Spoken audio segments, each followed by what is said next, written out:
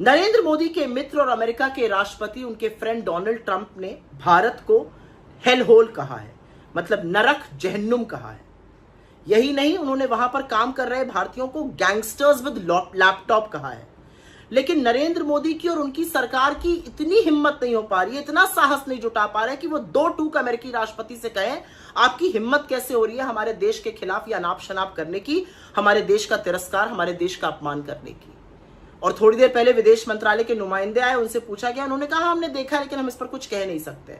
एक रीढ़ की जो हड्डी है ना, उसको गिरवी रखकर ये लोग सरकार चला रहे हैं। अरे देश के लिए तो खड़े होइए, देश के सम्मान में तो खड़े होइए, देश के खिलाफ जो तिरस्कार अपमान हो रहा है उसके खिलाफ बोलिए तो सही। और असलियत यह कि ट्रंप ये पहली बार नहीं कर रहे हैं। उन्होंने हिंदुस्तानियों को बेड़ियां पहनाकर, हथकड़ियां डालकर, मिलिट्री जहाज में ठूस कर वहां से खदेड़ दिया, मोदी जी चुप रहे।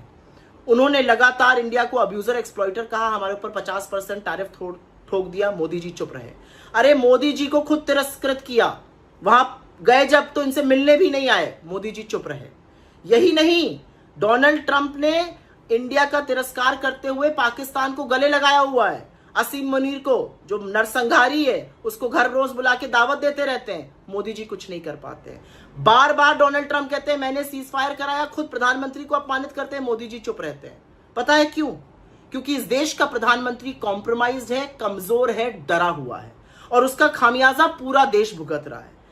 इस देश के प्रधानमंत्री को अमेरिका ब्लैकमेल कर रहा है, भगवान जाने उनके पास क्या है, और इसी वजह से प्रधानमंत्री अपना मुंह खोलकर दो टूक ये कह नहीं पा रहे हमारे देश का लगातार अपमान करने का काम बंद कीजिए।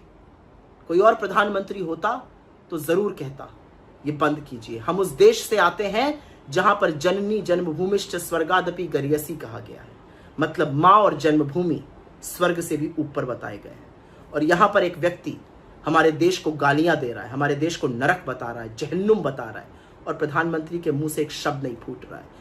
और चरण चुंबक मीडिया जो सबको सर्टिफिकेट बांटता रहता है राष्ट्रभक्ति के, उसकी राष्ट्रभक्ति का डब्बा तो इतना गोल है कि एक शब्द वहां से भी नहीं सुनाई दे रहा है।